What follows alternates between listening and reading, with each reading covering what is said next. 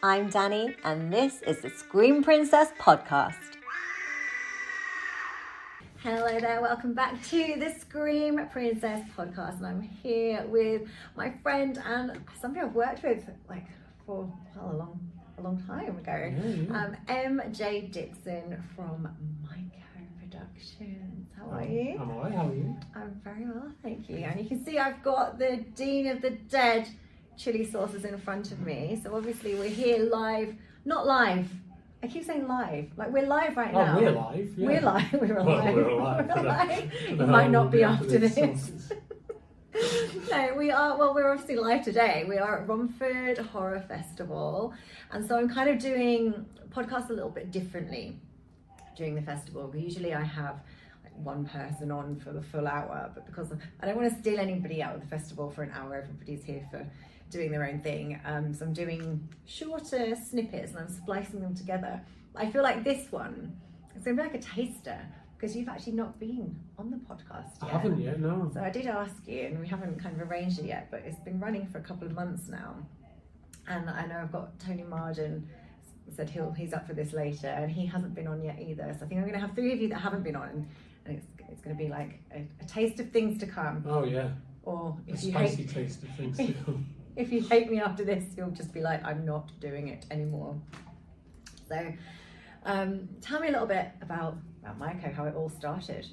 Yeah, so I think it was about 20 years ago. I was kind of like working on like other people's stuff, and it just wasn't a very kind of like positive atmosphere.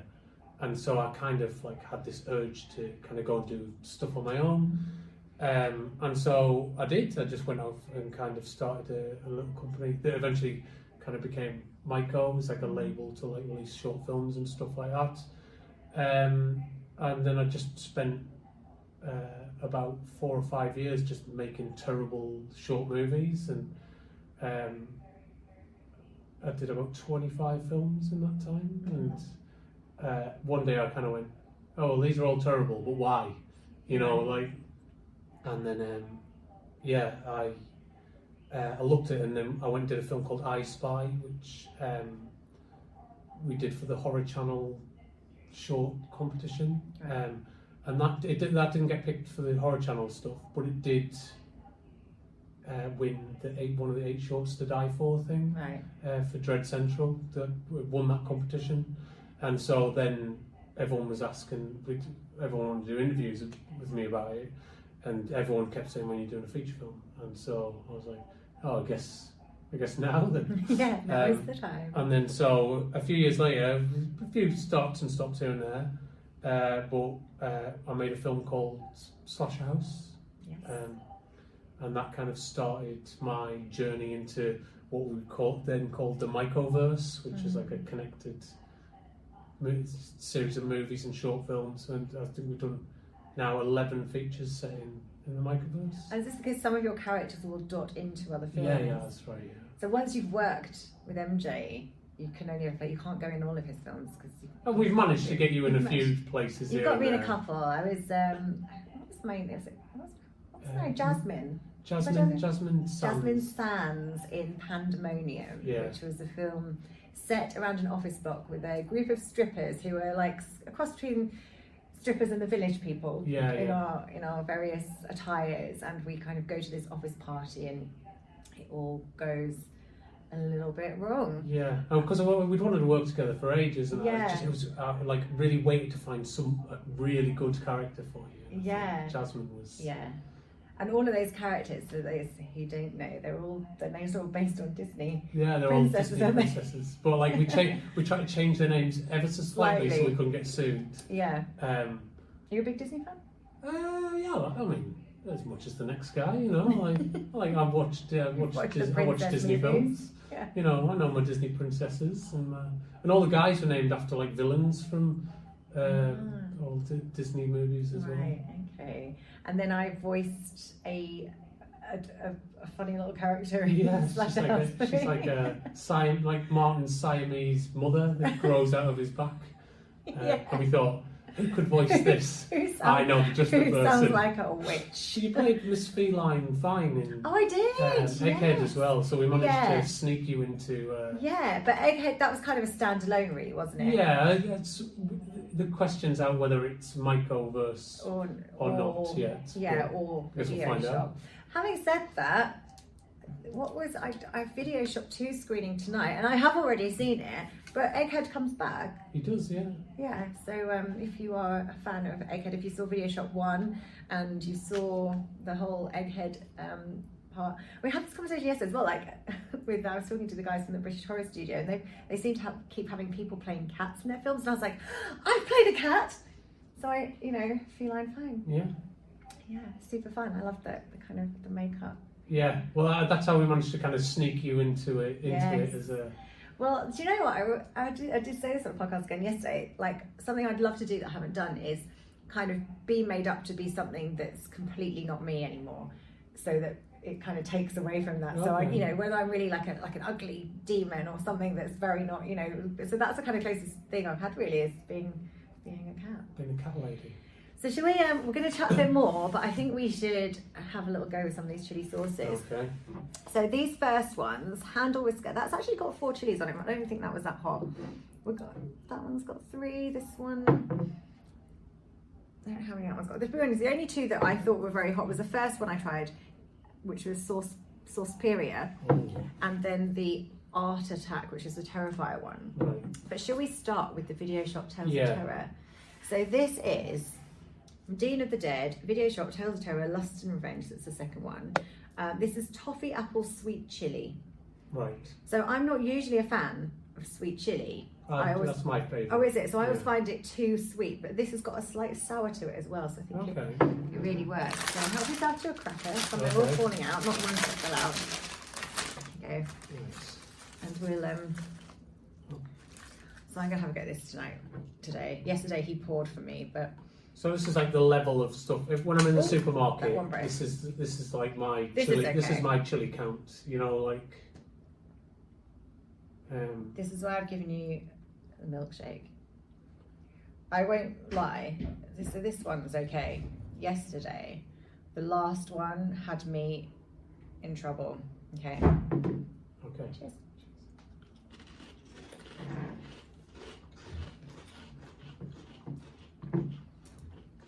What do you think?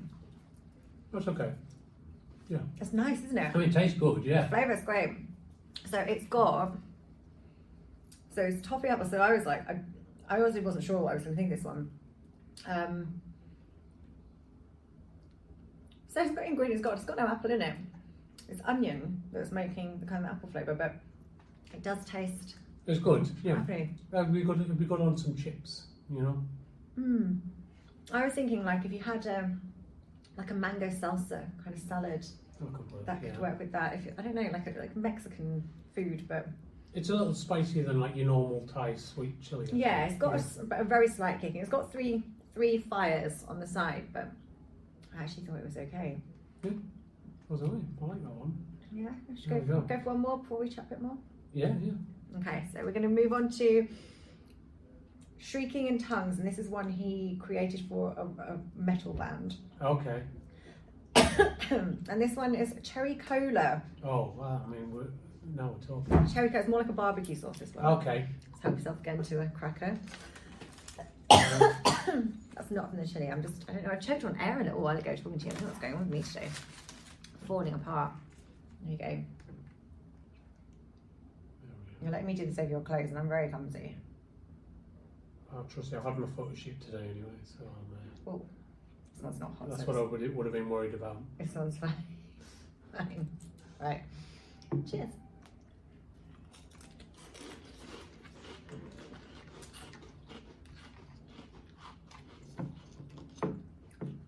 Yeah, that's milder than the first one. Do you think that's milder? Okay. Yeah. I'm going to put them in that order. Do you think?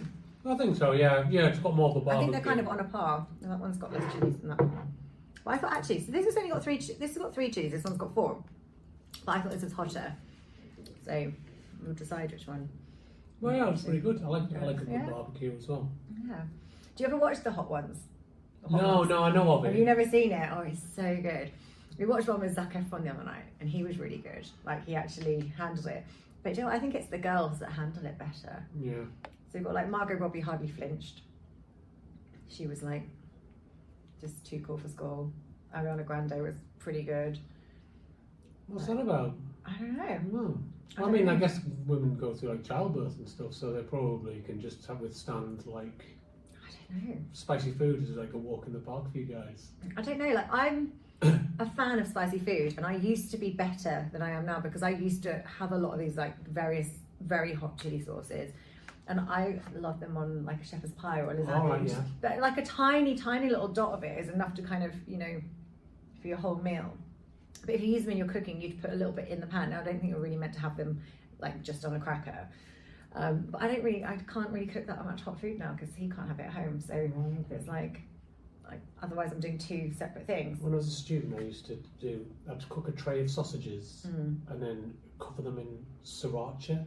I love Oh, man, siracha. so good. He can just about handle that. Yeah, That's like that was like really spicy stuff at the time. Like, you know, like at the time. I remember the first time I had sriracha. I was in a Vietnamese and I had a pho, and I remember putting a bit of sriracha in and finding it like super hot and finding the pho really hot. But like now I'm adding loads. Like I don't like, you get used to chili, don't you? Yeah. Like if you build up a tolerance, I guess. But I think mine's kind of slightly lowered. I mean, it's above the sriracha level, but this was a lot for me yesterday. Right, okay. So let's go to the third. Okay. Have yourself to a cracker. It's fun.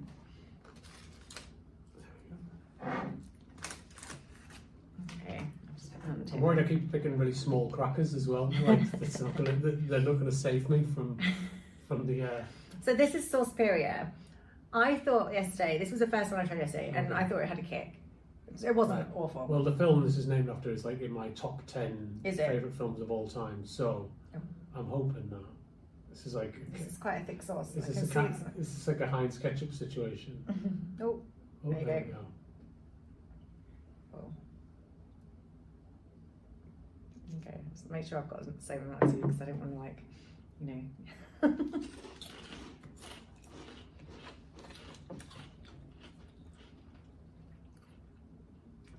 So this to me is like a normal chili hot sauce, like more like a wing sauce. Yeah, Does it have- it's got a little bit more of a spicy kick than the other two. Yeah, his habanero based. So Yeah. I think the other one's like the sweet chili, the barbecue. That's why he kind of brought me these. He said he'd do like a mix of the flavors. He's got like loads more on the site, but that's kind of more your standard hot sauce, I think. So tell me a bit more about the other films. So you started out with Slasher House, I did, yeah. and then how did it go? How did your universe present itself? Well, I'd done a short film about Thorn. It was like probably like one of the first things I'd created before it ever became like a universe or anything. And then and then we moved Thorn over into the first Slasher House because we've combined two of the characters into Cleaver, the killer clown. And then Thorn was really popular, so we were like, okay, well, let's do a Thorn movie. And so we went and did that, and then that was quite popular, which kind of led to the trilogy, which is the thing that finishes tomorrow. Right. We've got the third part of the trilogy is what is playing tomorrow afternoon at 2:00. And so and then that kind of opened up what we were doing a little bit, and so from there we kind of went, well, look, let's just kind of see what other characters are popular and what movies we can make about them. And so we did a Cleaver movie, which we didn't think anyone would care, because Cleaver was written as like a bit of a joke character, like a clown with a meat cleaver. It was like this daft cliche that I thought no one, you know, just as a random slasher, he's like the first character to go in like the movie. But then everyone was like, when's Cleaver getting a movie? So we did that, and then we did a movie called Hollower with Nick Vince that starred another one of the characters from Slash House. So from there we just kind of went, well, okay, this worked out really well, because initially we planned to do like some smaller movies and then do Slash House and team everyone up. So we went, well, let's do Slash House 2 and introduce 4 new characters, and then we'll see who's popular from there and spin off. And then that's how we ended up doing movies with Jacob the Killer Panda and Molly Bannister got their own movies from there. And it just kind of, it started to kind of grow out from there. And then Slash House 3, we introduced 25 slashers across the whole thing. And then so that's kind of like the basis for like what we'll do next down the line, and kind of we've got like a whole kind of score of characters to pick from now to do different things with. And I think they all, you know, the idea is just to do something different with each one, and you know, give each one their own kind of personality and things like that. And obviously Horoscopes is the third three volumes now. So we had Horoscopes 1, which you brought me on. It was my directorial debut. It was, yeah. So I think you asked me if I'd like to direct a piece, and I was like, are you sure? Because that you said, I think you're ready. Well, I'd worked with you like as a director a little bit on the kind of very movie. It was, but I didn't direct the main part of the movie, but it came to kind of reshooting a scene that you helped me out with at Horror on the Sea. So you came and you shot it for me, and so I directed one scene, which was, I mean, it didn't take a lot of directing. So, I think you did a good job. It made me think, I think Danny would make a really good director. So you kind of. Thank you. So you brought me on for that, and we had the pickening. So it was a pickening during lockdown, or was the first pickening. So the pickening was something that you do a once a year. You kind of do it. Was it Myco? You do like a Mycon. So it's like an online convention, but all the Myco stuff comes together, and you pull in like ex-cast members, and you do like Q&As, and you have all kinds of things going on there, screenings. So do check it out. But you did a picketing, so you basically picked names out of the hat. So you picked as directors, and then you picked the names out of the horoscopes basically out of the hat. Yeah.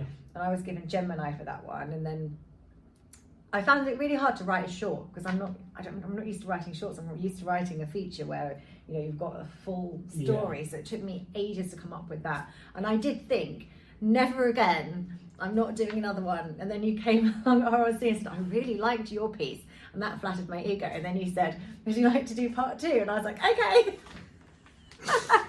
Well, like you had like a script like the next week for that one. Well, no. Part 2 took me a long time as well. Did it really? Part 2 took me longer. I think I finished my first one. It took me a long time to get it together for the first one, but I think once I did, I had the script together. The second one, Dragon, I remember being at Horror on the Sea, so that was the Chinese horoscopes, and I got given Dragon, and I was thinking, well, everyone else gets a horoscope where, you know, they might be able to pull in a sheep or a goat. I was like, I'm not going to be able to get a dragon on my budget. But that took me ages. I remember being at Horror on the Sea thinking, right, I want an egg. It's something to do with the egg. Yeah, I remember. And I was going like, maybe someone goes to a restaurant and then, I don't know, they crack this egg, and then it's, the ideas were stupid. And then I kind of went away from Horror and Sea, and then I was in the bath, and I wasn't even thinking about it. And then suddenly it was just like, ding. And then the idea like formed, and I got out of the bath quickly, wrote the script. So that one happened. And then the third one was like the Dark Zodiac, which I still don't really know an awful lot about, because I know I was given the title of Hunger, which was apparently the dark side of Libra, but then there was a second word, which was Locust. So it was like, I don't know why we had a second word, and I know you said we didn't have to do anything with it, but I wanted to tie it all. So we were looking for like symbols that like historically went with these different kind of dark entities, I guess, which was like hunger. And then the locust kind of was representative of historically of famine and things like that. So I guess, you know, that's where it came. I mean, a lot of it's pieced together because, like, the traditional horoscope, the traditional zodiac was really easy, and then the next obviously logical step was the Chinese one, which everyone knows. But then finding like we had like the Egyptian one was really similar to like the original one. I had a book on the Egyptian ones, and it's quite like, it's like they're different names of different goddesses, and I think I'm Geb or Jeb, I don't know how you pronounce it. That's like my personal horoscope, but it doesn't seem to mean anything too different. So I started doing some research into it, and I found something called, it's called the Babylonian Zodiac, but that didn't have a very kind of cool ring to it when I tried to turn it into like a movie title. But some people kept referring to it as the Dark Zodiac, but there's like there wasn't like a a really concrete Yeah. list. So Well, what I basically did, Googling it when you kind of said, when you'd given me the title and I did a Google and it doesn't come up with too much. so I collated like every bit of information I could from all these different versions, and I just kind of picked basically the coolest version of each one that's had. That one I actually came up with my script really quickly. Maybe that's the one. The third one I kind of went away just going, straight away I had a kind of idea, but it wasn't kind of forming properly. And then I was away on another film and I had a few days in between, and I was on the south coast, and at the time I was in Scotland, living in Scotland. So they put me in an Airbnb, sort of near the coast in somewhere near Brighton.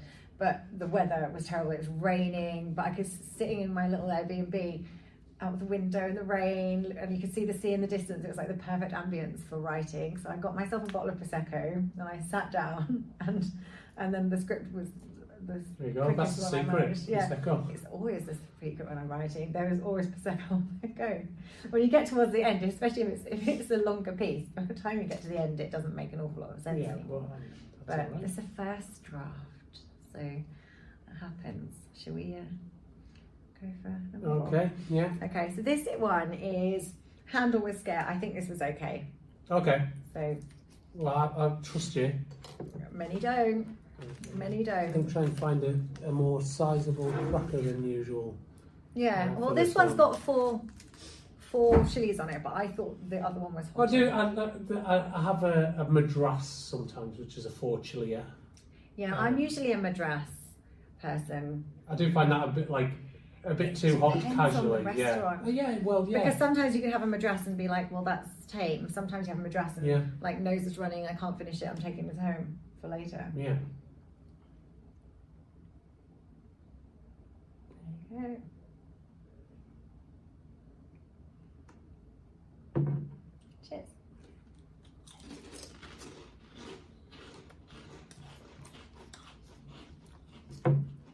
So I think this one's quite sweet and not spicy. Yeah, I didn't get it. No, and this has got 4 chilies. So I think I'd kind of lined them up the way I thought. I definitely think they should be even that way around. Yeah, I think. Or first. Yeah. It's video shops in the middle. It's got a little bit of an after sting, I suppose. Oh, it's got chilies in it. Yeah. It's got chilies in it. I've got a good idea for an anthology, which I'm not going to say. That's a good idea. I'm going to tell you it afterwards. See what you think. It could be good. It could be good. So are you thinking any more anthologies after horoscopes, or are you going back to... Well, I think I'm going to take a break for maybe this year. Until these ones get released. Yeah, well, that's the other thing is, so the second one somehow ended up being finished really before the first one. So then that meant we couldn't release the second one until the first one was, because one of the sections had to be reshot. Right. Okay. And then that took longer than I anticipated. So hopefully the idea is that the first, at least the first one, hopefully the first 2 will be out intermittently this year, and the third one next year. Okay. Well, for this one, because I'm going to do something here. I'm going to move these out of the way because I have an idea. Now, the thing yesterday that I did with Dean, he poured quite a lot on my chip, and then I poured half of mine onto his chip, and it was still more than either of us had of the other sauces. So what I'm going to do, so I'm going to make a plate with this one. Right. And then we're going to dip. And I'm going to show you how much I'm going to dip. Okay. Okay. And it's not going to be very much at all. So that's all you literally need on there, and I wouldn't even put that in my mouth. I'm starting to see the... I mean, do you want to smell it?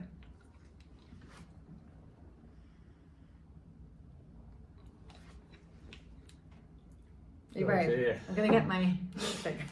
Yeah, okay. Good thinking. I mean, this caused me problems yesterday. Christ. But that's nearly made my eyes water, from the smell. Okay, get yourself a chip. Okay. I think I'm going to I need a sizable chip for this one. And I'm literally going to do that. Oh my God. That's like... I mean... Okay, is that a sensible I think amount? that's enough. You reckon? Yeah. If it's not, you can have some more. I just don't want to repeat it yesterday. All right. I'll trust you.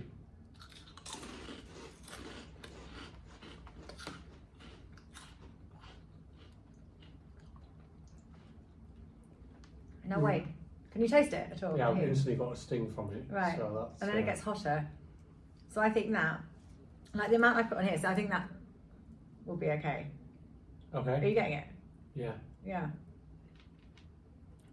So that, I think if you put that much in a whole like bowl of chili. Yeah. I mean, this actually feels okay now. It's burning my tongue, but yeah, it's not burning my. Yesterday it was like my. It's like at the back of my throat, which the others haven't been. Yeah. You know. Yeah. Well, yesterday we had more than this on each of ours, and I felt it burning me all the way down. And then I was sat here and I was okay for a minute. I was chatting away to Dean, and then I was like, I feel like I'm being melted from the inside out, and it was a really weird feeling. Like I feel like it was, I don't know, like maybe, I don't know, it was like the weirdest feeling. It didn't feel like cramps, or it didn't feel like when you have a tummy ache. It was like weird. I think it's gonna be okay though. You okay? Yeah, I'm fine. Yeah, good. Okay, so that maybe with Tony Marden, I'll get him to have a little bit more. Well, yeah, I do think that's a think? good idea. See, I was kind to you. Yeah, well, of course. I still feel it burning my tongue, but Yeah, it's been spicier than the other ones. Like I can't imagine what it would have been like to have much more than that. yeah. Well, I'll make Tony have a little bit more. Yeah, well, you know, he doesn't want to seem like a wimp like me, like by having just a tiny little bit. So you know, he needs to have a bit. I think you'd have gone for whatever I went for there, and I'm not feeling that brave. I feel like I'll go a little bit more next time. Okay. So, No. thank you so much for coming on You're the welcome. show. Thank you for having me. It's always good to see you. Obviously, I'd love to have you back for like a full hour for a proper, a proper show. Yeah. And we will chat about all things horror, because I mean, I've been on yours a few times talking about various horror things, and we always have a we did the chat. Scream 5 podcast a while ago. Yeah, That's good fun. 5 cream you call it. 5 cream. Yeah, is there? Well, we could. There's a new one coming out at some Oh point. yeah, well, and we haven't talked about Scream 6, so maybe we could. Maybe we could revisit. Yeah. Maybe we could do the slashers. Maybe you can come along and we can talk about slasher movies. We were just talking about 90s slasher movies before we came You should have just recorded that. Yeah. Saved yourself the job there. Welcome back to the Scream Princess podcast. I'm here today with Alexander Gent, makeup artist extraordinaire. Oh, God bless you. SFX makeup. I'm really not the pretty stuff, but you know. He likes the gore. I do like as I well know. Yes, indeed. Yes. One of my very first jobs. Was it? Yes, but it was. In fact, it was my first professional engagement. Was working with Danny and having to make her look horrible. And it didn't put you off for like. It didn't put me off at all. It was a challenge because I've got to make you look horrible for several days. But it was great fun. It was great fun. It was actually. And you're a wonderful model to work with as a first big project. It was you made life a lot easier than you could have done. So. I actually really enjoyed that whole experience. So we worked together on a film called Mannequin, and it was before lockdown. So was it? Yes. Was it 2019? Yeah. Or 2018? I think it was Maybe 2018. Maybe 2018. So it's a long time ago.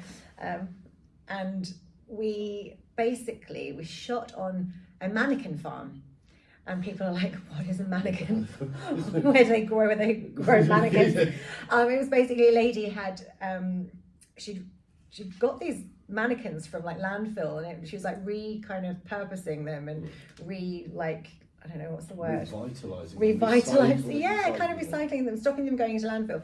But she's kind of, I mean, it was a farm building she's kind of set up. So there's lots of mannequins inside, all different sorts. And then there's one bit where it's literally a mountain, like, of mannequin parts, like arms, legs, torsos. It comes across as a questionable comparison, but it was almost like piles of bodies that you would see at a concentration camp, which I know is not a pretty image, but it was on that sort of scale, and it was eerie. It was eerie, but we were shooting on the mannequin farm, but there was a campsite opposite, and we all had to camp for like the duration of the film.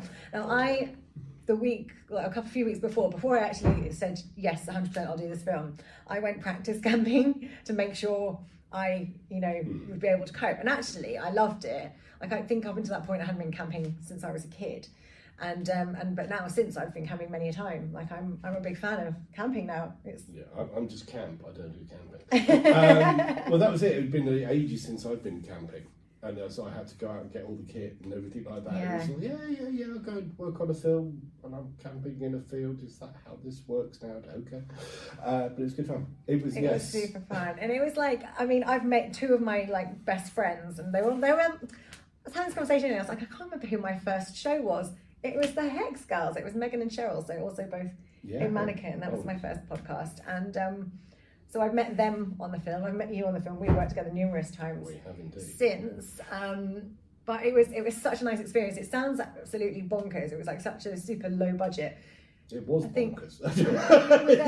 Sounds bonkers, was bonkers. Yeah, you were there like a couple of days before me, because I know we'd had like this torrential rain. So it was in August. It was in the height of summer, because I had my birthday actually on the set. You did. I did, and we had a Chinese and a cake. It was great, but it was like torrential rain. When it rains in August, it's like that summer rain, but it pours. So a lot of people had like water in their tents, and I had quite a good tent. I borrowed a tent off a friend. And it had, like, I had one with a bedroom, and it also had this porch bit. And then the day I got there, I think it had rained, and I think you helped me.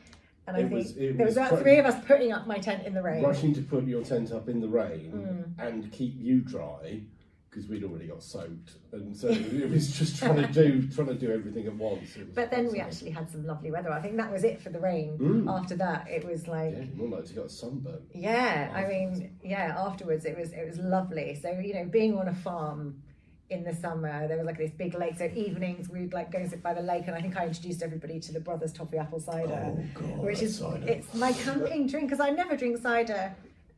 Elsewhere, but for camping, I'm like toffee apple cider, or the marshmallow one's also particularly good. I've tried to keep myself to one. One flavour. One addiction at a time, please. I can't be doing.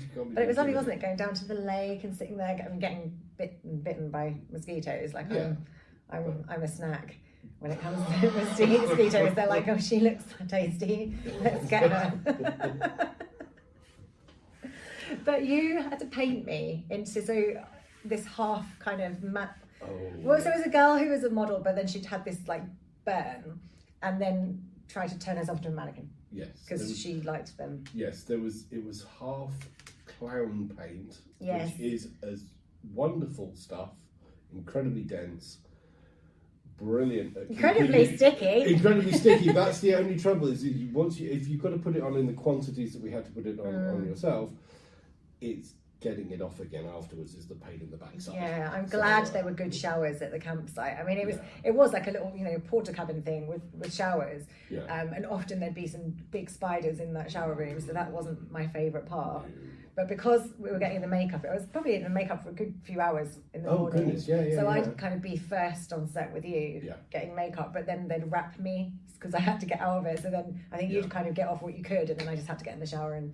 Well, that's it, because we did half of it was clown paint, and then half of it was a 2-part silicone gel to do the scarred. Yeah, I'll pop a picture. I'll pop a picture on this so that you can see. That was turn up on the day and just told, this is what we want, and I said okay, and so it's making up on the fly. Yeah, but it worked. Yeah, because you came in was it with a week to go or something? I came in really late, and I thought I was the assistant. Right. I came on no, this is on you. This is my first gig. I'm going to be helping somebody out, cleaning brushes, that sort of thing. And I turned up, and they said, "Oh no, our makeup artist has bailed on us." And so I learned very, very fast. It was a lovely set, because everybody was very collaborative and everybody very supportive of each other. Yeah. Nobody was sort of like, well, I'm in my trailer and you lot can bugger off, because it's only a tent. Cooking for each other. Well, I don't know. Cheryl did have a castle. She turned up with this tent, didn't she? It had bedrooms, different separate bedrooms, and there were two wings to it. She had 2 wings, which we've been camping in that tent since. But we all slept in one wing. We put all our stuff in one wing, and her Megan, and myself, and the dog at the time, Dolly. Yes, we all slept in. Of course, Dolly duties was making sure. Yeah, trying to keep because Dolly happy when Mum was Yes. filming, because Yeah. Dolly was a mummy's girl. Well, that was kind of my criteria for a low budget film. Like, not I don't have a dog now, but I was like, well, if you don't have budget to pay for a dog sitter, then she must come. And it was lovely. And I don't know if I'd have liked sleeping in the tent all by myself without the dog, but it was like, you know, I had a nice air mattress in there and the dog in there, and it was lovely. But yeah, if she can't see me, she didn't know where I was, she would whine. Yeah. Or if anyone's not paying her attention, so as long as you're stroking her or you're carrying her or something, it's fine. But the second you put her down, she'd whine. So yeah, I think at one point the director was directing with the dog like under his arm, and you probably didn't make up with the dog. I was under your going arm. to say, it was. Dolly was. I mean, she was a very welcome member of the set, but yeah, she needed. She was literally Dolly the sitting. only diva on the Yes, everybody else was remarkably yeah. chilled about everything. And she did end up in the film, so she wasn't meant to. Then we came back and we shot this scene like a long time just afterwards. It was just when we had the break in lockdown. It was the break in lockdown, yeah, because I lost her at the end of lockdown. So, Exactly. but it was in the there was all these like strewn about dead people, and she was just sat in the middle. And they were like, "Will she stay there if we try and film this?" I was like, "Yes," because like I always used to do photo shoots with her wherever I went. I'd be like, "Stay," and so she knew like to stay if like some there was pictures would have been taken. So there's this shot where my character goes and like picks her up and waltzes off with her, but she was sat in the. She was as good as gold. She was very good, and she actually the film was dedicated to her. Oh, bless It her. is. So yeah, she got her name up there. Of course she did. Well, she was an integral part of the crew. She was. Yeah, she was. She was like kept everybody sane because there was like a cute little dog. There were 9 cats on this farm as well, and they were all bigger than the dog. So I was like, I don't know. Everyone just make sure she doesn't get eaten. The cats. That was the thing. It's as long as you were an animal person on that film. Yeah. Because it's either Dolly or cats. the cats, and it was sort of. I mean, obviously, you don't wrangle cats. Just You do could their own try. thing, but it's You just would sort of know. like, You would can know. you try and keep them out of shot, please? Yeah, well, yes.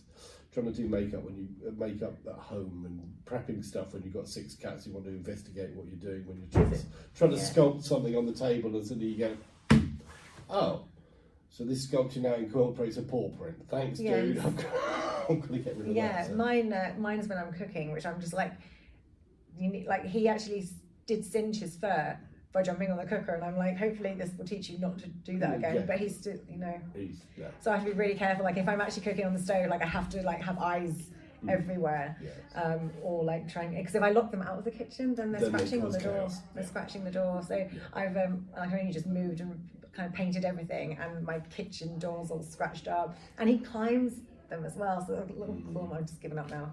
Yes, with cats you just have to give in and let them do their I'm thing. I'm glad I didn't buy expensive curtains too, because the girl one's a curtain climber. Yeah. So- Yes. In fact, she's been seen on the podcast climbing curtains, because when I shoot at home, I have a curtain behind me, and the moment you just see the curtain start kind of flapping, and a tail sticking up from underneath, and it's the cat, but it happens. So yeah, that was it was a really fun shoot. It was. It was like a family, and I know people, the first bit were like living on pot noodles and things, and I was like, people need at least one proper meal. Yes. And because I was coming out of makeup first, and I was showered and ready first, I was like, just give me your budget every day and I'll go to Asda, and like I will come back and Other cook. So supermarkets are available. yeah, other But supermarkets they are available. weren't in Lincolnshire. They were, yeah. It was Asda. It was really remote. Oh, I don't know, but Cheryl and I went one day and we found this lovely antique shop, and then you lot were all hungry. Because we were gone for like an extra hour. That was the day we starved. We've got some wonderful antiques for the road. I don't think. Oh, I bought some little Elvis like magazines, and Cheryl bought a compact. I think it was It was pot noodle that night. No, I did come back and cook. Yeah, no, I know. We had a curry night, and we had I think we had a chili night. Yeah. It was. I have to say, it was a make or break thing for me in a way. The very first film you go and work on, and it's in a camp. You're camping, and it's at a mannequin farm, and there's all things like that. But the way that everybody bonded and came together, and everybody worked together, meant that it was so much more and it sort of said, this is what filmmaking is about, is everybody pitches in, does a little bit. I think on the independent ones, like, 'cause if you work on like bigger budget things, like nobody that isn't the boom holder person would hold the boom, or nobody would like, you know, nobody would step on anyone else's toes, or, and I don't know, and they wouldn't like it if you tried to help. But yeah, on a low budget independent film, whatever. You find new skills. Yeah, like I've held a boom on one of MJ's films. Like I literally just wasn't in that shot, so I was like, great, I can do this. You know, we can. It's necessary, well, not necessarily evil, but it's. Well, it's a way of getting stuff done quicker, and you can. Then it's time for pizza. Yeah. So that works. That's it. I mean, it's independent filmmaking at its best. Yeah, but what I loved about that as well, it was the it was like this big long table. So you know, like we see movies where houses have this like giant long table. So they had this big long table, and it felt very kind of fun house. There was only 2 hobs in the kitchen to cook with to like feed all of the people. Yeah, the kitchen wasn't the best, and we kind of got it as clean as we could and hoped no one died. Especially as I was doing the No actors were killed. No actors, no crew either. No crew were killed during the making of the film. But it did feel quite family, didn't it? Having that big table and actually sitting down in the evening having a meal together. At the end of the day, it was, as you say, the atmosphere was very much, and it helped having that. We all sit down together, we all eat together, and we're just. It helped us all bond. There was no real no real egos, but it was one of those things that everybody it broke down barriers, and you got to know people pretty darn fast, because you're either, well, as I discovered with the my snoring was wound up the producer to the extent that she was going to drag me, the entire contents of my tent, and myself down into the lake on the very first night after I didn't have. Before I knew I had sleep apnea, so it was like one of those things. It's just like a bloody warthog. So I was glad of you being around. I couldn't hear the snoring. I can sleep through anything. Right. But in the morning, when the spiders used to find their way into my tent, and I'd be like, help, because I had this porch bit and it doesn't fully zip. No. Like just the porch bit doesn't. So they can't get into my bedroom because it's fully zipped. But the porch, and they would all come in, and the money spiders, the tiny little ones, and kind of. They're web like trapeze, basically. It was Barnum and Bailey, as done by a troop of spiders, all coming in. It's like, here we are to entertain you. Hey. Yeah, it was awful. And you just didn't appreciate it. I didn't appreciate it. Clear the house, please. And I think there was another day where my window, so tent's got like a window, but with a kind of gauze thing over it, so nothing could get in, but it was like, you know, so that light would get in. And I had one of those massive huntsman ones. It's not huntsman, harvestman. We don't get huntsman here. We're in England. I was going to say, it's not Australia. We weren't filming in Australia. You would not get me in a tent in Australia at all. I got amazed myself that I'm from there. It amazes me that I ever came from a country with that many spiders. And that's why you left. Well, no, my parents left. I know, but like, they obviously could see it coming. It's like, this ain't going to work. I didn't used to be scared of them. It was my dad's fault. Right. So I was watching Arachnophobia with him, because I used to be able to pick, you know, the big bath spiders? I would pick them up in a tissue and put them outside. I had no issues with spiders as a kid. And we were watching Arachnophobia, and he had this plastic spider that, I don't know if it come from a Christmas cracker, probably not. I don't know where he got it, like some plastic spider. And the bit where the spider lands on the person's face, he threw this thing at me. So he must have seen it before and knew it was coming. He threw the spider at me. And I think that was it. That was the turning point. And never again can I be near a spider. And I can always see them. So if there's one spider in a room, I'll find it. I'll spot it. Yeah. But I did, when my kittens had them like for a day, I think, and a spider in the bathroom, and it had run out when I was on the loo, and then I couldn't like get it. And then when I tried to get it, it disappeared. And then the next day, I got the kittens not to be spider hunters, just for, you know, having kittens. But it happens. But I went to go to the toilet, and it must have come out into the kitchen, and it was like they'd separated it into pieces. Yeah, so I was like, natural ball killers. Yes, they're great. I love them. Not when they climb in my curtains or waking me up at 4 a.m. to be fed. No. But but that's Yeah, cancelled. if they're saving me from spiders, they can stay. They have official Yes, duties. you have duties. You get fed. You must work for your food. Kind of like on a film. Exactly. Are you going to get fed? Did you do enough work today? Yeah, yeah. You've literally done. I mean, we've worked together on Video Shop Yeah. and on Mosaic. Yes. Yes. Yeah. So I mean, numerous things, but you've been doing a lot. I've been Since then, bouncing you've been- around. I'm starting to do some writing, basically to get myself some more work. That's the only reason I really wrote anything, is to create roles for myself. Yeah, because I worked with you on Dragon. Yes, you created my dragon egg. I've had a conversation about that, about how Phil's Yes. Phil's burn makeup. Yeah, I think I'm gonna maybe get a Phil in this same episode, if not another one. But yeah. So Phil is like this really nice, like, he's lovely. guy. He's a sweetie. Like, you just don't expect him to have his nipples pierced. No, which was I was like, whoa, Phil. And I just didn't expect it. And then you had to cover him in burn. Yes, I had to create burn makeup for Phil, which was because when they took Phil, normally he's bearded, Yes. and for this particular character, it was so transformative for him to remove the beard. Yeah. He really went for it, didn't it? Baby face. Yeah, he and did. it was, but he was.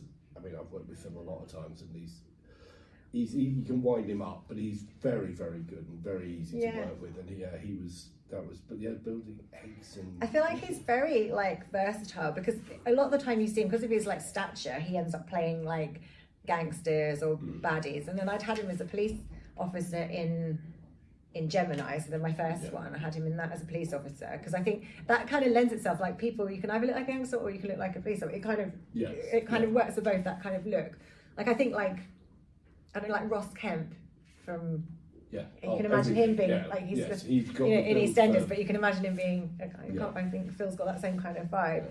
Yeah. But then I wanted something really different for him that he doesn't usually get to play. And then when I wrote the character, was it Charlie? No, Charlie was in the third. Charlie? Yeah. Charlie? I don't know. I just did his makeup. I think his name was Charlie. But I wanted something really different for him, and he came up with shaving the beard off himself. And that was his own, like, scope on the character. It was transformative, and he was very good about being burned. Yeah, I don't think he was aware he was going to be so covered, or did he? I don't know what he thought. He read the script. Yeah, well, that's the thing. Is that once you let me on there, it's like, right, go on, kick off. I mean, in my head, I was like, we're being visited. You can come and say hello if you want. Tom Lee Rutter has just entered and left his phone in here. I thought it was yours, actually. And scene. Yeah, no, Phil is generally. I mean, I've been worked with professional. They're very professional about it, even if it's not the main part of their career. Phil. It's like, right, come on, Phil. Kit off, not completely. Yeah, he was. Dear Lord, we don't need. He was a trooper. He was a trooper. He was a trooper of doing that, because then it's not just the putting it on; it's the taking it off afterwards, and then it's sort of like. Yeah. That's. But the effect looked great. Yeah, well, thank you. So. I'm pleased it worked. That's all I. What's your favourite kind of makeup stuff to do? I do a lot of wound work and things like that, but I actually really want to develop sort of sculptural and developing character looks is actually a lot of fun. Wounds, you're going to put gore on them, but I worked on Video Shop 2. I had to help create the character for the silent photographer, right?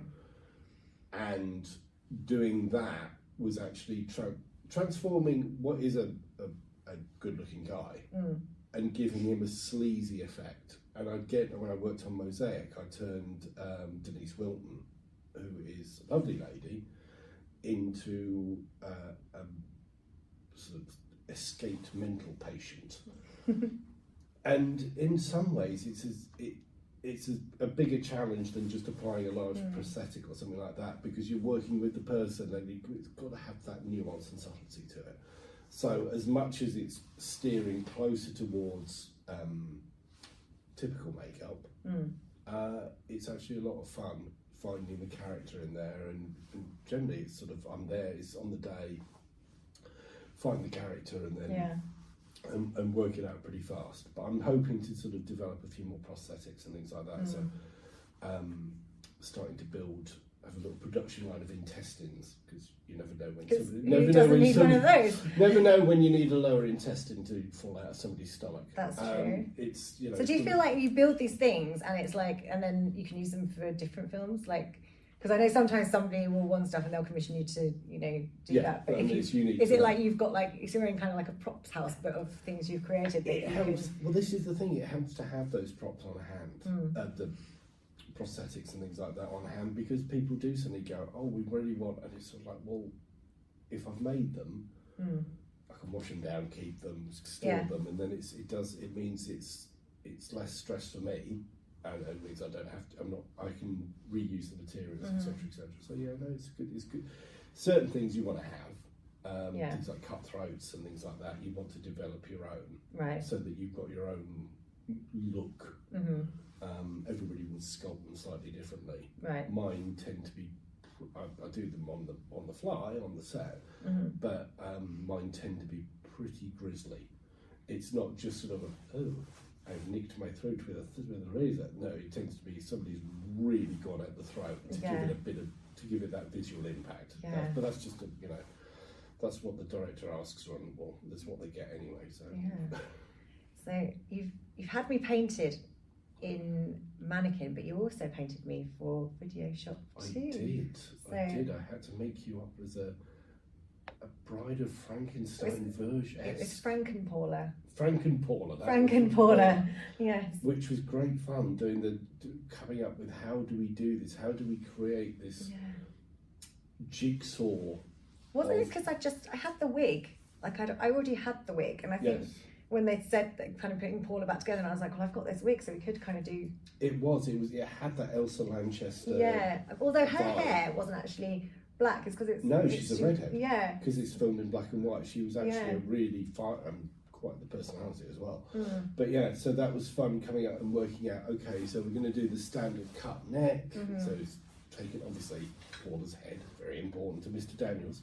So we've got Paula's head, but then also I did a Y incision. Yes. And some wrists over, if I remember. I think wrist so. Wrist cuts and things like that. So it was just. I just realised I met my boyfriend when I was dressed as Frankenpaula. Like I was in Frankenstein makeup. I think that's a subject for your therapy podcast, or maybe for his therapy podcast. I just realised. I mean, he didn't become my boyfriend then. It was like over a year later, but I knew it was on the set, but I just thought, oh God, I actually was in makeup. Like because he came in and I was already. Well, I didn't do such a good job because you're actually so attractive under it all. I loved the look though. I really liked it. I know the dress didn't fit me because my boobs were too big. So did you have to sew me into the back, or you had clipped me into it at the back? So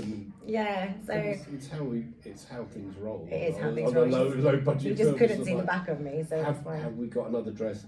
No. What are we going to do? It should have fit. But obviously, it was a wedding dress, and wedding dresses don't tend to have like the stretch. So so I think it was bulldog clips. But ended up attaching it to my bra somehow, I think. Was my wife on the set for that? She was, and I feel like she had some hand in that. Yes. God bless my wife. I do a big shout out to Claire Gent, who is the unspoken, under-celebrated member of A Bloody Gent. Well, she's actually come on to quite a lot of sets now, hasn't she? Yeah. She's like doing Claire has been a wig mistress. She's been a runner. She's done all sorts of production assistant. She actually gets makeup credits now, which is quite worrying because I feel like this operation started out as me, and now suddenly my wife's doing it for me. But no, Claire is wonderful, and she helped out with Video Shop 1. She dressed the wig for Charlie Bond as Mary Whitehouse. Did you do the makeup? I was doing the makeup. That was an incredible makeup. That I was blessed with a great script, but it was great fun. But and thank you again, Claire, for sorting out the wig, because I hate doing wigs. Do you? Oh, it's a nightmare. Me and the hair just don't mix. It's that's why I mean, it's doing the prosthetics and things like that. But yes, it's wonderful to have. I mean, I've been working with other artists, makeup artists, things like that, and it's great when you've got that.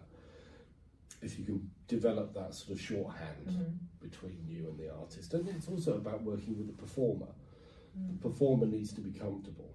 Yeah. And if you're comfortable being with the artist who's, I mean, obviously there's times when you have to put a brush somewhere more intimate than others. I remember having to paint down your cleavage during Mannequin and things like that. It's just like, oh, this job is hell. But yeah, it's you have to build a rapport, and it does help having somebody else taking some of the pressure off you, because if you're less stressed, it doesn't transmit to your actor. Yeah. And then you just feel a lot better about it. So, because I remember when we were working on Mannequin, it was sort of like, how long is this going to take? And it's sort of like, by the end of it, we got it down to a relatively short period, but it does help to have.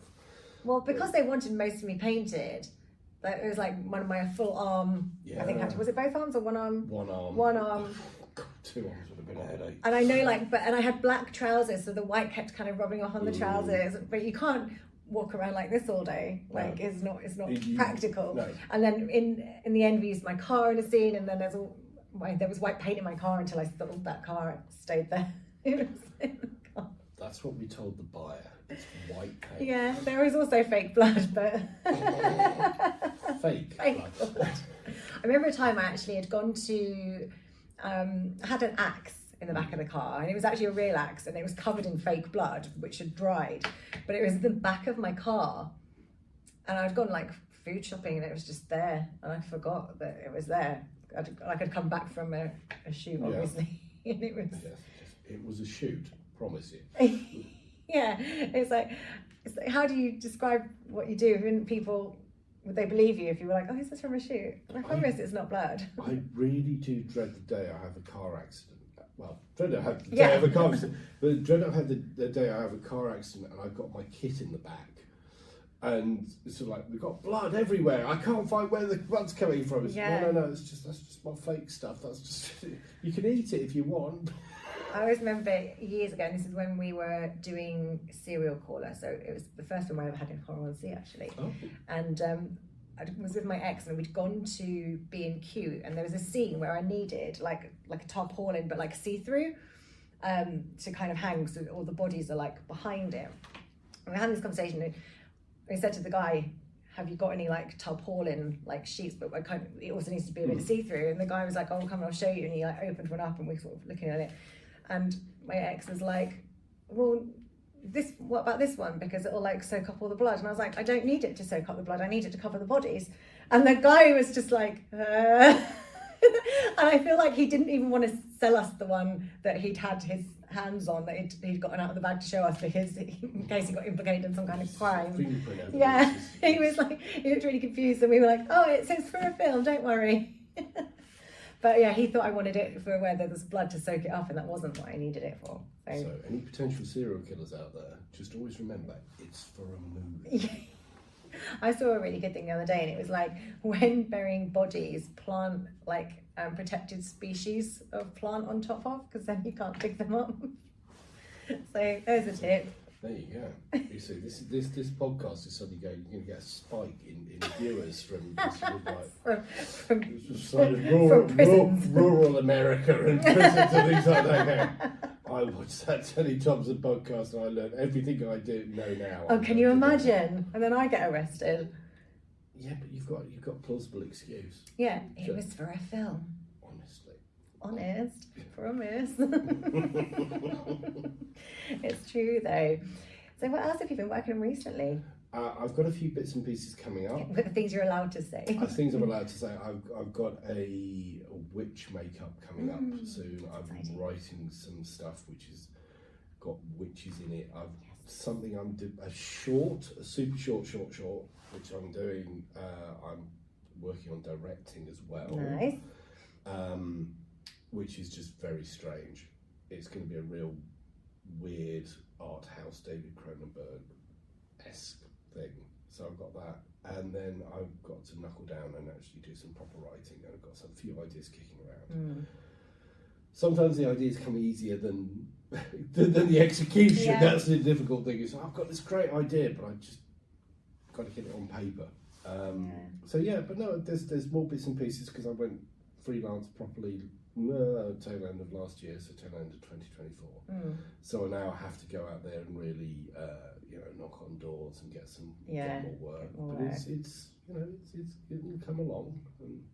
So your journey into like becoming an SFX artist is quite different. I mean, you didn't start it till a bit later. You had like a completely different career. I was a journalist for 20-something years, and I reached the grand old age of, I think I was in my late 30s, and somebody said, "Oh, you've got another 20 years of being a journalist."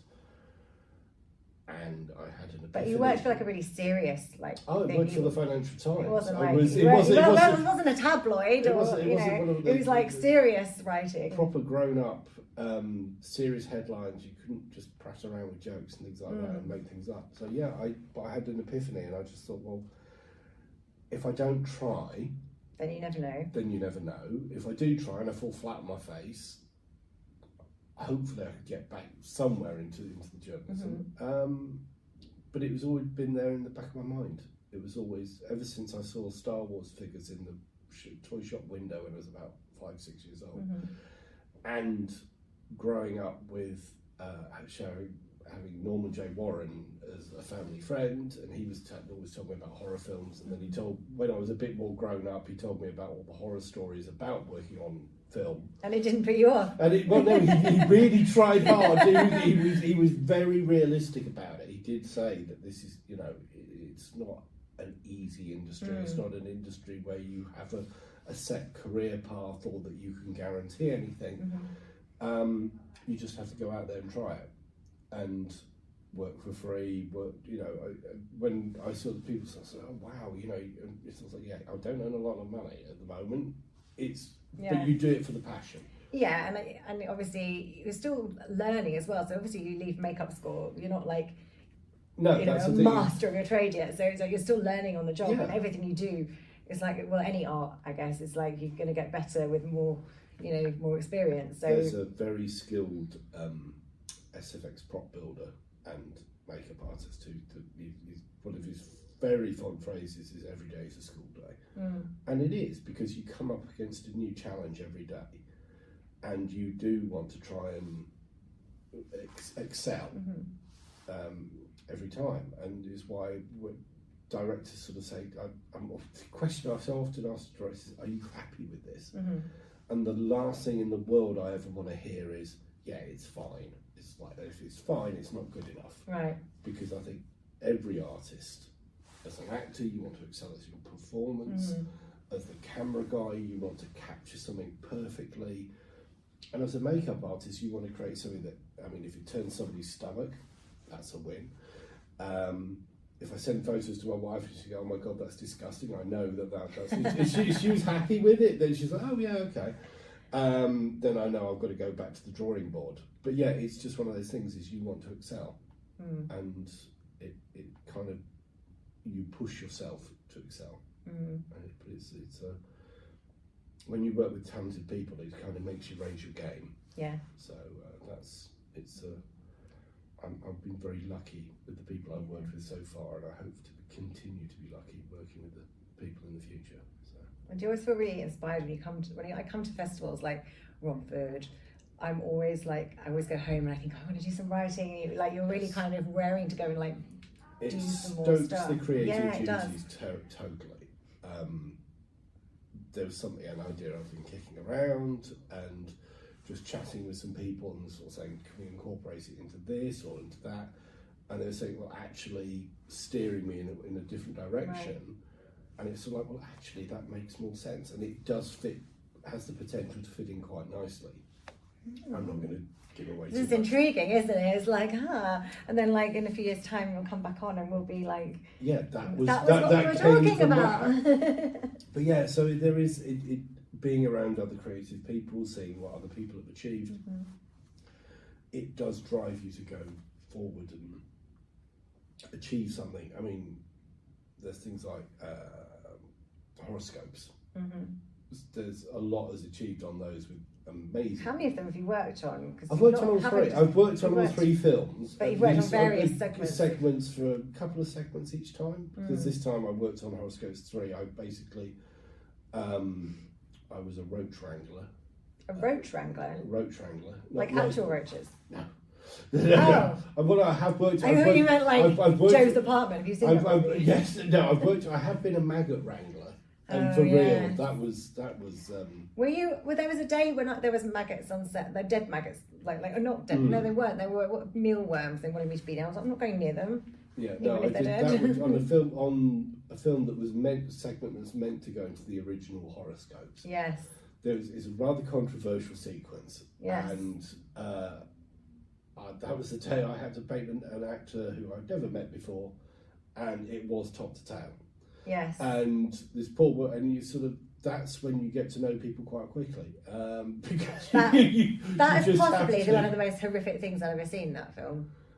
Bless you, thank you. I was like, we tried hard to work on that one. I was sent an edit like as soon as it was done to have a look at, and I was like, why did you send me that? My eyes cannot unsee.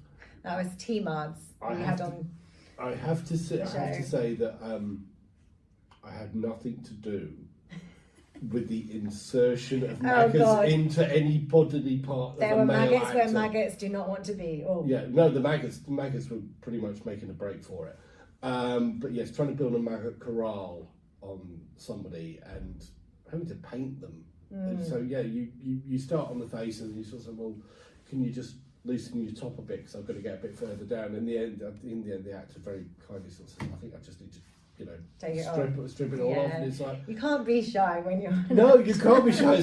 But it was. You can't really be shy when you're a makeup artist. No, but it was one of those things. Is that I needed to break the ice and get to know them a little bit before I can't just walk in there. It's like, get off. So yeah, it was. But no, I mean, bless. I've never been painted for a film that never saw the light of day, which is fine. It was very early in my career, and I was like a naked, completely naked, like angel, but I wasn't like a pretty angel. They were like grotesque. Right. And I was like sat on the side of like the makeup artist had the boot of her car open. I was kind of sat on like on the inside of the boot with my legs out and like a thing around me. Obviously, you get people like rubbernecking right as they go past, and this girl literally drove her car right up a bank, like and dented her car because she was being lazy. You see, if you see a makeup artist at work, please don't come and watch because this is an intimate moment between two artists who are working together. So it's one of those things you get to do a lot of crazy stuff, but that's the nature of the industry. And yes. I wouldn't change it for the world. I'd rather do crazy stuff than I used to have fun with the writing, but now this is. It has to be a job. Innovating. Yeah. Yes, I mean that's the thing. You treat it as a job, but it's also like the most fun you can do, way you can earn a living and just be endlessly creative. It's good fun. Well, thank you so much for coming on. Thank you very much for inviting me on. And, do you know what we should have done? We should have had you here doing like something while during. We can book me in for another session. We'll do wounds and things as I work. You can be interviewing somebody else, and I can be doing wounds on you. There we go. I won't be able to talk. Wounds masterclass. Yeah, we could. Yeah, we'll do another one where we have like a proper chat about. Absolutely. And you can show you some of your. God, I can ball for Britain on that subject. Make sure to miss that episode because I am tedious. No. But no, thank you very much. I mean, as ever, it's a pleasure to work with you. Thank you very much. Go back and enjoy the festival I now. shall indeed. I've got my eyes on a few things. Have you? What are you going to watch? Well, yeah. Horoscopes at 5. Well, yes. Well, Claire's coming to Horoscopes. I'm actually watching Man Bites Dog. And then I've got The Reign of Queen Gennara. Yes. Which I'm hoping my bottom can withstand over 2 hours of Yes. strange. Well, at least they're comfy cinema chairs here, so you've They got, are. comfy chairs. I wouldn't take on the reign of Queen Janara at Horror on Sea. Love you, Paul, but those seats just absolute killers. I know, they've changed the seats there, and then this year I felt like I was like leaning back in my seat and I kept sliding down, and then I was getting like anxiety because I kept fidgeting, and I was thinking the guys behind me are going to get really annoyed because I'm fidgeting so much, but I could not get comfortable in those seats this year. They are impossible. So yeah, happens. Thank you very much. Welcome back to the Scream Princess podcast. Hello there, everybody. Welcome back to the Scream Princess podcast, recording from Romford Horror Festival. And I've got 2 more victims for the chili sauce tragedy. You both look very worried. Victim. I wasn't until that moment. So you'll recognise Alex from a previous podcast, but we've also got Mike, who is another part of Tiz, who was the co-director, which we've talked about you on, have you? the podcast. Yeah, was co-director of Ice Cream on the Beach, and yeah, just grabbed them, plucked them from the safety of the cinema and brought them up here for the Dean of the Dead Sauce Challenge. Yeah. So yeah, how are you enjoying the festival so far? Yeah, it's been really good. Showed video shop yesterday, went Yes. really well. Busy. It was busy. Yeah, really busy. Right. Obviously, they've got something on every screen, so I was a bit worried about that. And Yeah. it's really busy. You never know how many people are there for your film, do you? Until the moment you all Yeah. sit down and like. Yeah, that's the thing when it's not just one screen and everyone's going to watch all of the Yeah. films. It's and another screening tomorrow. That's exciting. Well, I've got these Thai crackers to do the challenge with. Quite hungry. We're actually quite hungry. So we're going to start with this one here. So this is the Handle with Scare hot sauce, and it is Naga chilies with peach, mango and pineapple. Nice. It's quite a fruity one. Like I always think this one would be good for like tacos or something. Okay. So help yourself to a cracker. I'll do it too, so you know. You must be used to these by now, though, right? Yeah, I've done a few of these. I think you may be the last of the. Oh no, I've got Alan Bryce. I think he's coming today. Oh, okay. Gonna get him. So Has anyone like had a meltdown while doing this? me. Okay. Everyone else has done okay. I think the first day when I actually did it with Dean, we had a bit too much of the final sauce, and I actually had to like jump off, flap around a little bit, do a little dance. Cheers. Cheers. Cheers.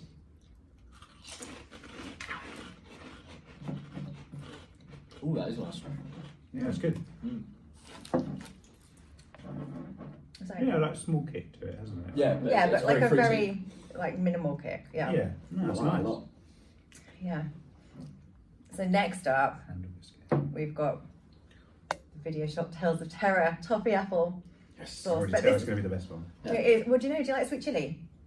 Yeah. Because I don't usually like sweet chili, Mm. but it's like sweet chili, but it's also got a little bit of a sour tang to it. So Okay. for me, like I prefer them. I mean, it doesn't matter what it tastes like. It's definitely going to be the It's best. definitely the best one. It is so good, isn't it? I was like, I don't know if I want to open it, but the wax has kind of stayed. I was wondering about that. It's like pink glittery wax. That's the thing. Are you gonna, if you get a bottle, are you gonna? I've just got keep one, it, but or yeah, are that's you that's the thing. I wasn't sure about opening it because I didn't want to destroy that, but I might now. Yeah, I think he did it. Like he managed to open it. Okay, help yourself to another cracker.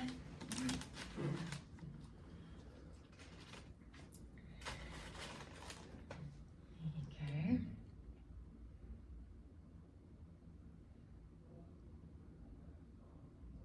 Oh, that's quite a lot, but it's not hot, so it's okay. Oh, Thank you.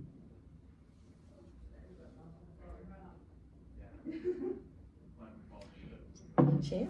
Cheers. Best sweet chili sauce I've ever Yeah. had. Everyone should buy cases of the Video Shop chili sauce. It's amazing, isn't it? No, it's nice. It's very That's nice. good. I'm actually the same as you.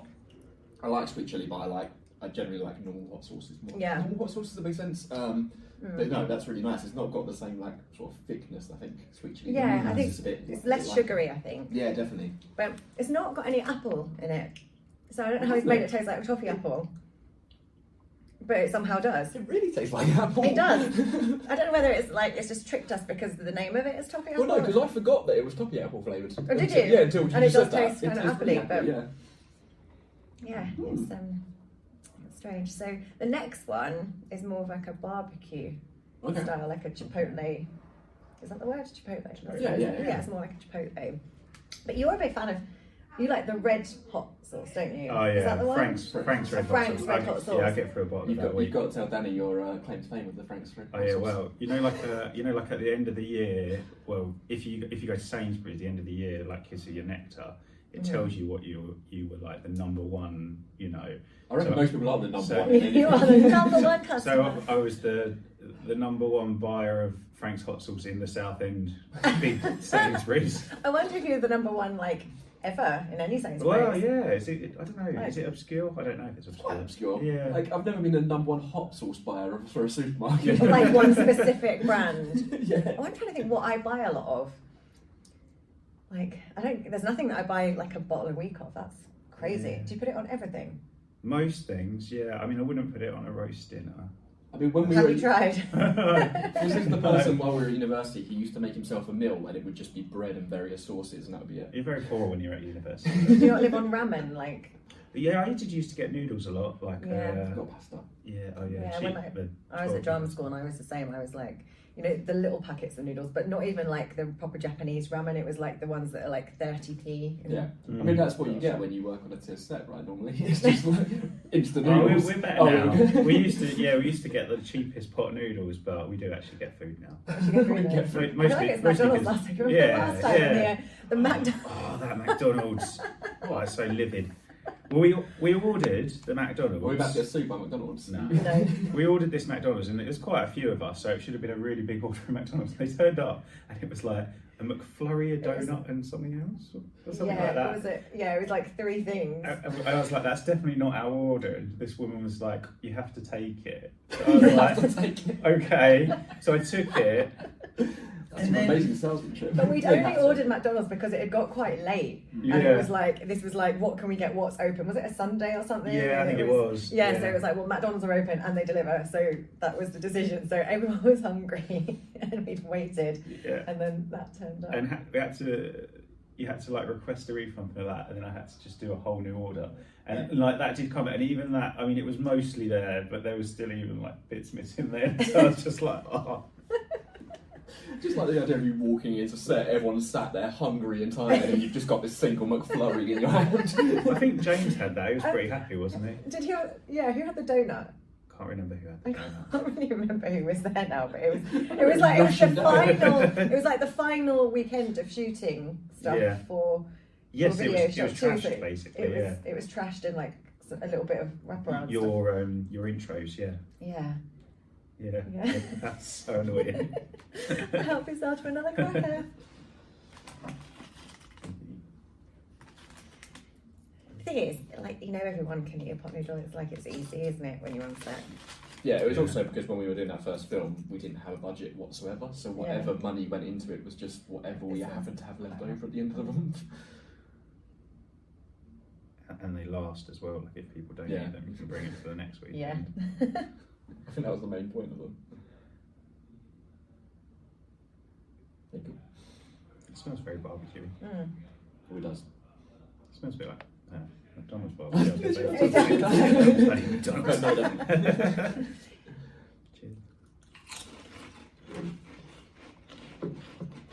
Oh, I actually like all of these. I say it's my least favourite so far, but it's still good. Is that just because it's a barbecue sauce though? Well, As opposed to like a straight up I definitely sauce? prefer those two, but it's good, but it's just not. I prefer the taste of those two. I think the next one's going to be your favourite because the next one is the sauce Peria, Oh, nice. Oh, and it's actually more like a traditional hot sauce. It's like a peri peri oh nice. style hot sauce. So they're kind of labelled like that's got 3 chilies on it, but our one's got like 3 fires on it. So they're meant to be the same level, but I think this one's spicy. So this is the one I tried first. And I was like, oh, well, this has got like a bit of a kick. So I was thinking it was going to get worse and worse from there. But actually, the other ones were not so bad. So let's give it a go. This is my favourite podcast we've ever done. Yeah. We're just going to bed. This is fantastic. You might change your mind on the last one. You might be like, I'm never saying yes to anything again. This is a fake one.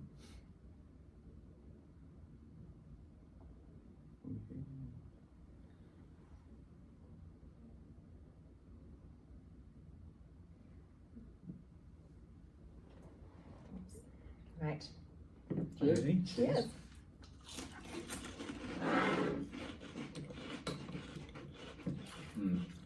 That is my favourite, but I really like peri-peri sauce, so. That is really good. My go-to, like, you know, when you're feeling really lazy and you just don't want to cook, but you like want something kind of stodgy. It's like, it's a meal I've made up myself, but it's literally boiled pasta or macaroni, whatever. And then for the sauce afterwards, melt in a bit of butter, a bit of the Nando's peri-peri, the hot one, and then nutritional yeast, and mix it all up. And it's like some kind of spicy mac and cheese. It's great. Oh, okay. I've started putting nutritional yeast on pretty much everything. Pretty much It's everything, got yeah. like that sort of That's cheesy probably texture what to I it. buy the most of. I probably get through one of those a week. Really? Okay, I don't Yeah. have quite that much, but... Yeah, because I use it to make egg yellow for dippy eggs. So I've not actually used it to cook anything yet. I kind of just use You it as a just use topping it. on like bowls and stuff. And like, Yeah. but- No, I use it on like spag bowl. I use it as topping, but I use it to make egg yellow and then pasta sauce and No, okay. stuff. It's kind of a weird thing, isn't it? 'Cause I'm like, I always describe it as like nutty cheese, and that doesn't sound very appealing, but it kind of is. I don't know. I like nuts and cheese, so. Yeah, okay, fair enough. I mean, on their own, I'm a big fan of both, but nutty cheese doesn't sound appealing. That sounded wrong, didn't it? What is she admitting on air? And I always say to people on here, don't say anything that you don't want out there, because I'm not editing and stuff. Like I chop like the beginning and the end off so that we all like start and end on a smile, or probably tears in this one. But yeah, I'm like, if you say it, it's going out there. So I mean, we recorded a podcast last night, and if that was going to drag us down, so there's nothing we can do here that's going to be worse than I last did night. one last night. Yeah. After the screen. Yeah.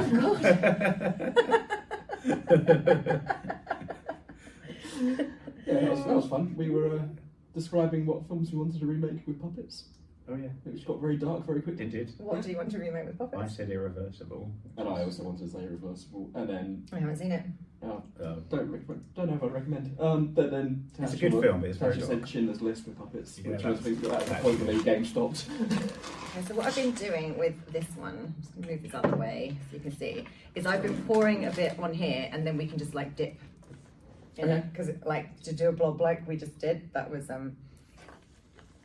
so I've kind of, Oh, it's a running one. yeah, so I've kind of described like my experience of the first time I did this one, and it was hot, and I was like, and it took a little bit to kick in. It was like a slow burn, and then once my like mouth had stopped burning, I felt it like burning all its way down, and then it was like I was okay for a second, and I was just chatting away on the podcast, and then suddenly my tummy was just like, it just felt like I was being melted. Like it didn't feel like any kind of tummy ache I've ever had, or any kind of cramp or anything. It was just like being melted. This description makes it sound like it should be like a street trash flavour. Yeah. Hot sauce rather than Terrifier. Yeah, it was. It's tough. So I don't want Genuinely look I want to nervous. see Danny dip in first. See how do you know? much I it did it the first time. Then I did it with MJ, and we had like the tiniest bit, and it did nothing. And then with Tony, I was like a bit more. So I'm like. So, Okay. There you go. I've got that much on there. But it's hot. I mean, smell it. That's quite a bit. You may need the milk, but oh, Is that Yeah. too much? it's alright. That's about what we've got. Okay. Okay, go.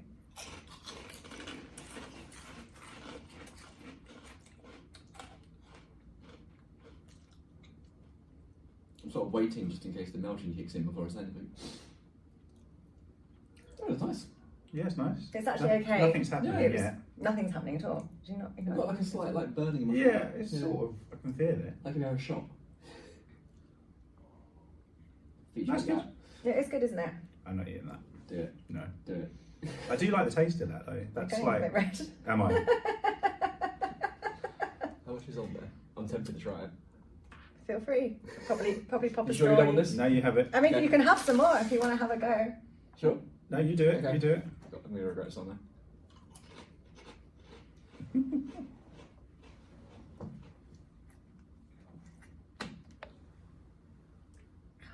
I'm not dead yet. You're much braver than me. No, I'm just stupider. There's nothing brave about it.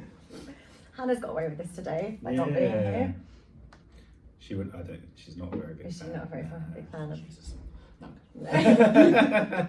So it's not really affected you at all. You're No, doing it's got right. like a nice like burny to the throat. Right. I like it. It's got like it's quite smoky. I feel like it was hotter the other day. I mean, it's the same sauce. I mean, but- you're probably desensitized to it by now, surely, because you've done Yeah. this like how many times? Yeah, I mean, I What's did this have one? much less, but the first that was the Lime Terrifier. Reaper. So it's like Carolina Reaper and lime. Oh yeah, you definitely couldn't have too much of it. That would be good on mac. That and was cheese. like a good level. Like I feel like if you had more than what was on that cracker, it'd be quite. I feel like that's the one. Like if you're cooking something, you'd put Yeah, a put a little bit, bit yeah. in the food, and that would be Yeah. Yeah, Big you wouldn't mac use and it cheese. as a- Mac and cheese. It would be great on. yeah mac and cheese. He's like, what would you not think it would be great on roast dinner? That's about I it. would Just the probably roast eat a dinner. roast dinner with hot sauce. Would you? Would you? Yeah. Because you've got gravy. That's the thing. But then I would put it. I do put hot sauce on curry sometimes. Do you? Yeah, if it's not It's like already- no, But because that's like a completely different like flavour. yeah, but sometimes we get because we get Green Chef and sometimes they're like really mild. So if it's like korma or tikari or whatever, I just like put hot sauce in it. I'm not a fan of like a korma. It's No, like I'm sugary, not. isn't it? It's a sugary curry. But Yeah, I'm not a fan really, but sometimes we have to.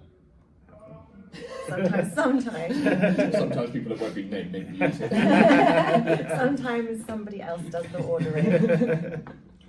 Yeah, I can't really have hot stuff at home now because he can't have it. So, like, I have to either do it separately or put the sauce on afterwards. I can't like really put it in. Is this why you've done this? Because you were like, I'm away for the weekend. I can eat as much hot sauce as I want. No, I'm no, gonna I base the can entire eat podcast it around at home. I can eat it like myself, you know. No, it was just I thought Dean would be great coming on the show because obviously he's got the horror hot sauce company, and then he brought me 5 of them. So I was like, well, I can see if anyone else wants to have a go. Nice. Yeah, they're really good. Oh, they're good, very good. They are good. Well done. You're very brave. You've done really, really well. I still can't Nice. believe you ate that whole thing. I think you'd be fine with it. Yeah, Yeah.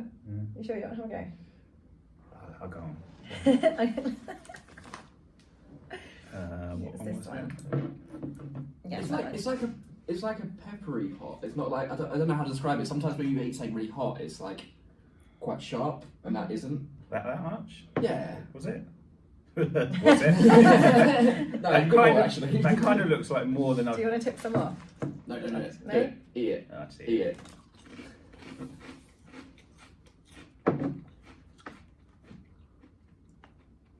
The podcast episode will end, so. Oh, you were just watching. You definitely feel it.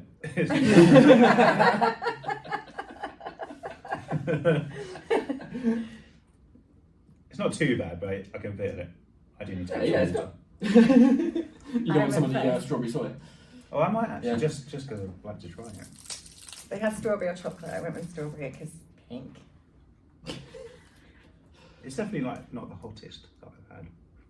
The hottest one I've had was like a liquid thing that you have with a pipette.